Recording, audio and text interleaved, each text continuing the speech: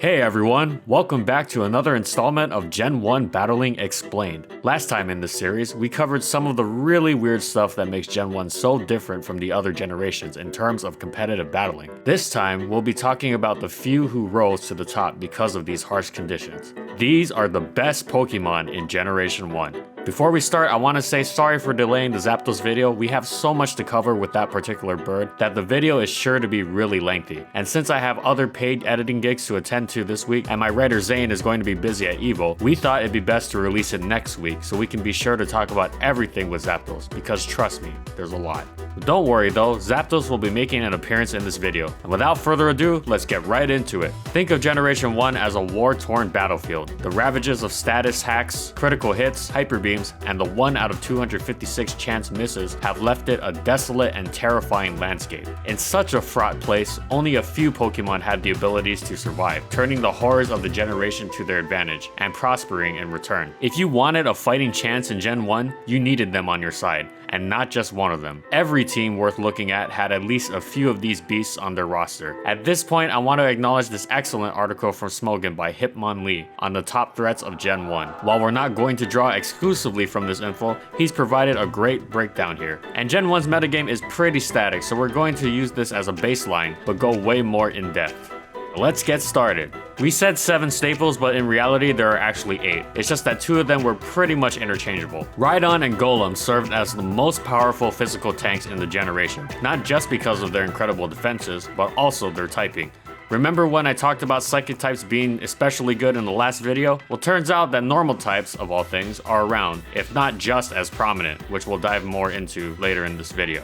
I was going to save this for part 3 when I cover individual moves, but basically Body Slam and Hyper Beam were near ubiquitous moves in this generation. Naturally, as Pokemon who could resist those moves and dish out a lot of physical damage in return via Earthquake, Rhydon and Golem rose to the top. Keep in mind that in Gen 1, the absence of Steel type meant Rock had pretty much cornered the market on beating out normal type moves. Rhydon and Golem were happy to switch in on Hyper Beam to force a recharge, and their naturally slow speed meant eating a paralysis from Body Slam could even be a good thing as it prevented sleep. Finally, Golem and Rhydon completely walled Zapdos out with their favorable typing, but we'll get to that later. The choice between the two was really just personal preference. Did you want explosion and more speed, or a bit more bulk and attack? In the end, they satisfied the same niche. Next up is Starmie, and we've talked about Starmie in its own video, go watch that if you haven't yet by the way. But Starmie's combination of blistering speed, great typing, and a deep move pool allowed it to be a consistent threat on several different fronts. Starmie's high speed allowed its critical hit rate to hit a terrifying 22.46%, just as high as Persian. Since special was one stat, Starmie's access to recover and its high base 100 special stat actually allowed it a lot of longevity, for once living up to the resilience of the animal it's based on. Aside from recover, its move pool allowed it access to a ton of generation-defining moves, including Blizzard, Thunderbolt, Thunderwave, Surf,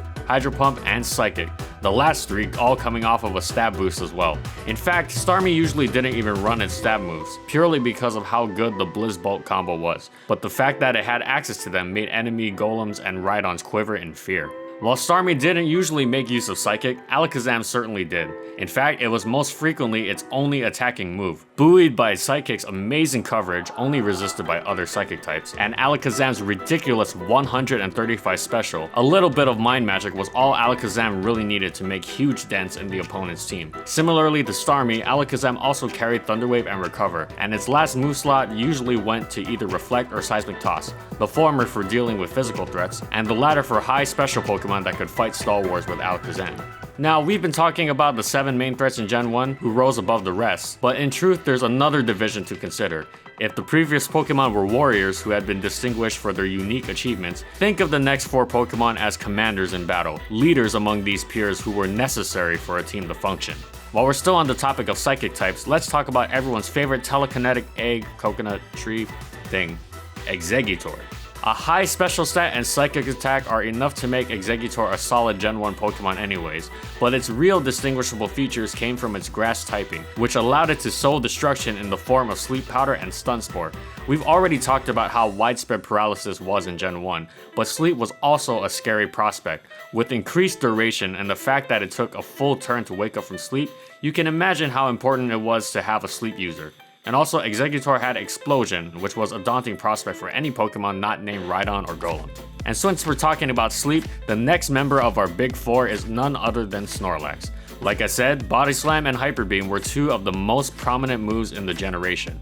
Snorlax had both, coupled with a massive 160 HP stat that allowed it to take other normal Hyper Beams and survive, even if said beam was a critical hit. Earthquake, Self-Destruct, and even Surf were other options to round out Snorlax's already formidable normal set, but it also had the option to go for something distinctly not normal. With the use of Amnesia, a boosting move that in Gen 1 is the equivalent of 2 Calm Minds, Snorlax could raise its special stat so that it was nigh unkillable against special Pokemon and packed a punch with a lot of coverage. It had access to the famous Bolt Beam combo, the aforementioned Surf, and of course, Rest, to last longer after boosting.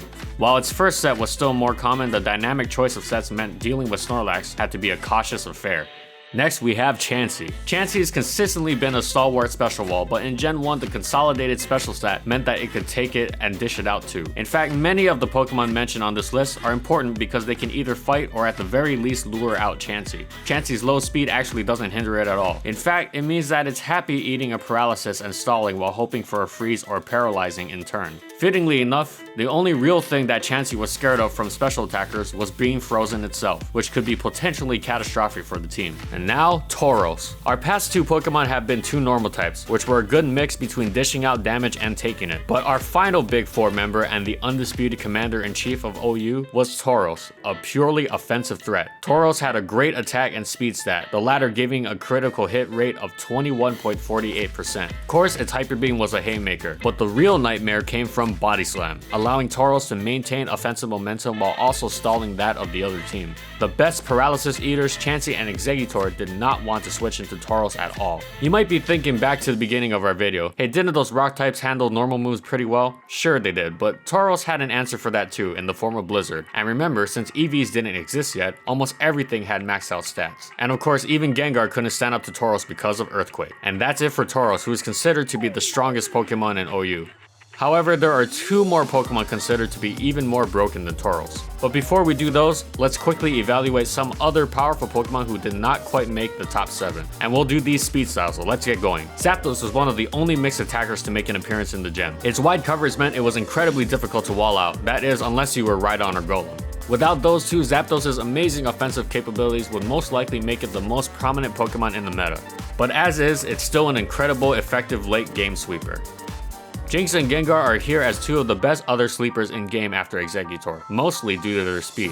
While Jynx had the all-powerful Blizzard, which meant it could deal a ton of damage and hope for a freeze, Gengar was the only Pokemon with normal immunity in the game, which is huge. Also, it could explode. However, both of them had their fair share of counters. Chansey's the most prominent as it could sponge them and cripple with paralysis. But Gengar also had to be afraid of Earthquake users as it hasn't quite learned to float yet.